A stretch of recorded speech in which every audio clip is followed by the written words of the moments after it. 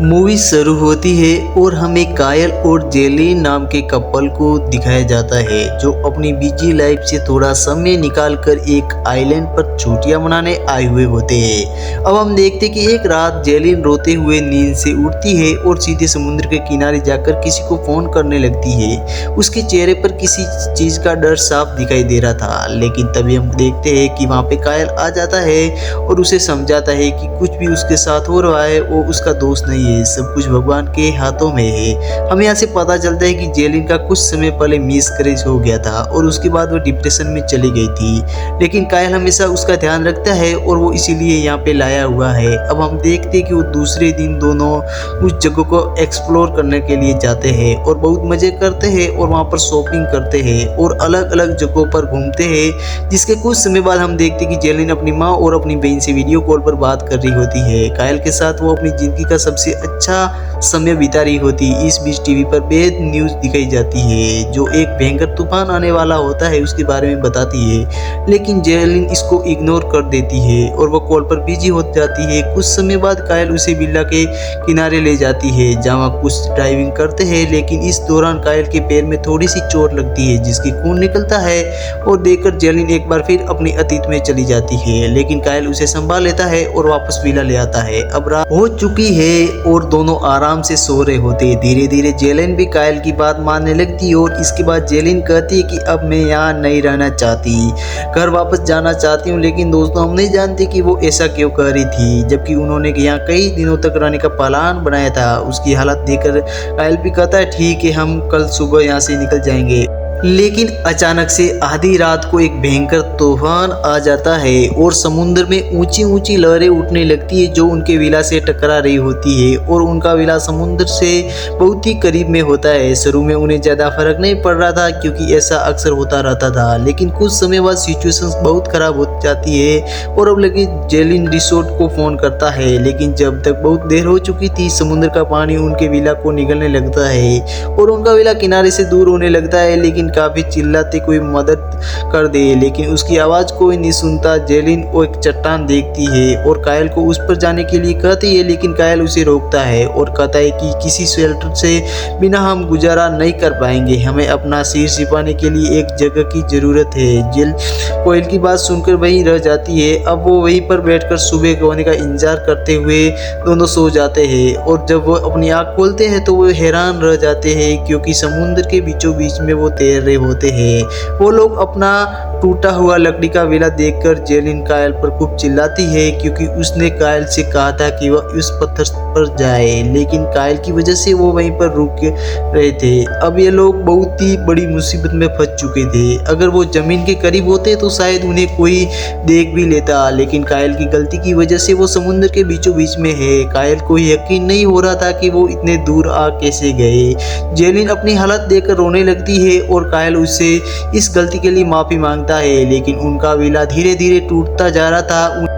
और जेलिन नीचे जाती है तो उसे कुछ पीने की बोतलें मिलती है, लेकिन तभी उसे कुछ मछलियों का डर लगने लगता है और उसकी तबीयत फिर से खराब हो जाती है। फिर वो हिम्मत करके ऊपर आती है और कायल को पानी पिलाती है। कायल बार बार ये कहता रहता है कि हमें कोई बचाने आएगा, लेकिन समुद्र के बीच में सूरज की तेज धूप सीधे उनके ऊपर पड़ रही थी और प्लास्टिक की बोतलें सूरज की किरणों को कायल को पैर पर लग रही थी, जिससे उसका पैर गर्म होने लगता है। असल में वो आग लगने की कोशिश हो रही थी ताकि धुआं देखकर कोई उन्हें बचाया जा सके, लेकिन आग नहीं जल रही थी। वो पहले से ही बहुत थक चुके थे और यह चीज उनकी उम्मीद तोड़ते जा रही थी। इसी बीच वहां से एक प्लेन गुजरता है और उसकी नजर आते आते एक काफी दूर चला जाता है, जिससे जेलिन बहुत दुखी होती है और फिर से चिल्लाने लगती है। अब हम देखते हैं कि दोनों सो जाते हैं, जिसकी थोड़ी देर बाद जेलिन की आंख खुलती है और वह देखती है कि कायल बेहोश हो चुका है। फिर वह दूर एक शिप को देखती है और वह वहाँ से तरीका इस्तेमाल करती है जो कायल ने पहले किया था। तभी कायल का भी होश आ जाता है और वो भी बोतल को सूरज की रोशनी में रखता है।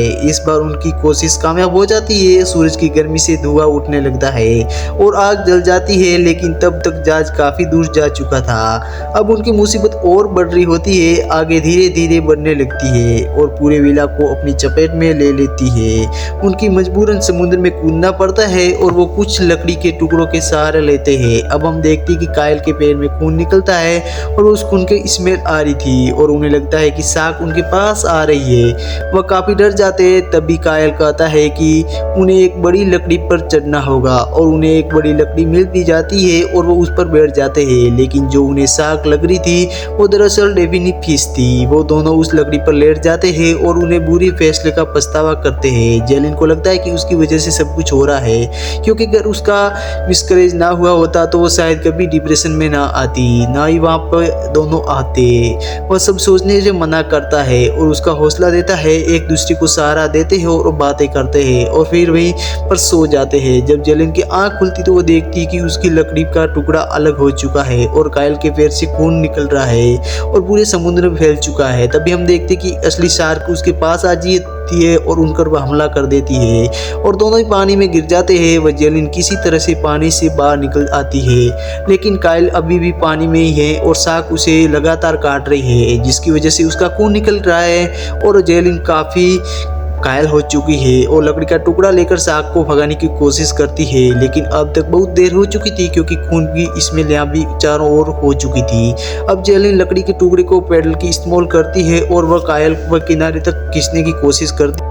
अब हम यहाँ पर देखते हैं कि वो मारा जा चुका है। शार्कों ने उसके दोनों पैरों को काट लिया है। अब जेलिन बहुत ही रो रही होती है। घायल ही उसका सहारा था और अब वो अकेली हो गई। उसने कुछ दिन पहले अपने बच्चे को खो दिया था और अब उसका पति भी उससे दूर हो चुका है। उसे लगता है कि यह सब उसकी वजह से हुआ है। यह सब सोचकर वो जोर जोर से कायल को पुकारती है और जगाने की कोशिश करती है, लेकिन अब वो नहीं जागता और वह बहुत दूर हो चुका था। रोते रोते वहीं पर सो जाती है। जब उसकी आँख खुलती तो एक आइलैंड पर अपने आप को पाती है। वो बहुत ही बड़ा आइलैंड था और वह उसके ऊपर आ चुकी थी। काफी ऊपर तक उसके ऊपर पानी आ चुका था, जिसकी वजह से कायल की लाश पानी के ऊपर बहुत दूर चली जाती है। तभी उसके पास दो शार्क आती है और कायल की लाश के कई टुकड़ों में चीर देती है और अपने साथ में ले जाती है। जेलिन होश में नहीं थी तो वो कायल को बचाने के लिए भागती भी है, लेकिन एक शार्क उसके पैर पर हमला कर देती है और वो घायल होकर किनारे पर पहुंच जाती है। जिसके बाद वो अपने घाव पर कपड़ा बांधती है और वो अकेली उसे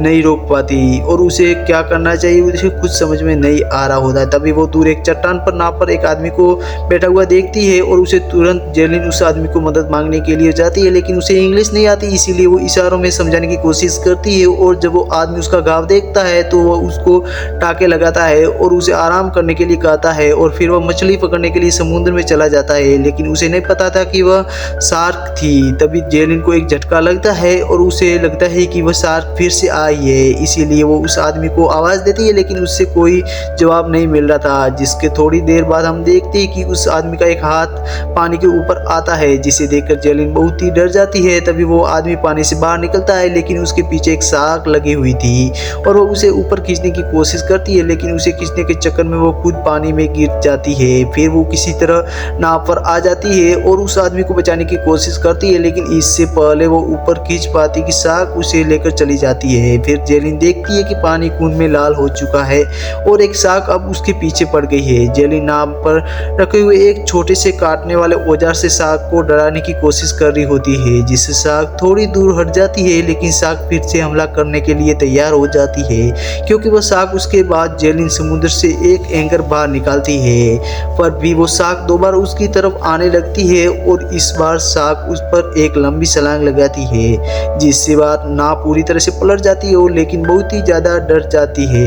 उसे समझ नहीं आ रहा था कि वह करे तो क्या करे। फिर नीचे जाते हुए एंकर की रस्सी को अपने सिर के चारों ओर लपेटने लगती है ताकि शार्क उसे काट ना सके, पर शार्क को इस पर कोई फर्क नहीं पड़ता। एक बार फिर से उसकी तरफ बढ़ने लगती है और तेजी से उस पर हमला करने लगती है, लेकिन तभी को एंकर उसके मुंह पर लगता है और बस जेलिन शार्क को मार गिराती है। फिर वो जल्दी से एंकर की रस्सी खोल देती है, जिससे शार्क पानी की गहराई में डूबने लगती है। अब हम मूवी के एंड में देखते हैं कि थोड़ी सी देर बाद जेलिन नाव पर बैठकर आसमान की ओर देख रही होती है और यह मूवी यहीं पर पूरी होती है। अगर आपको मूवी पसंद आई हो तो वीडियो को लाइक जरूर से कर दीजिएगा।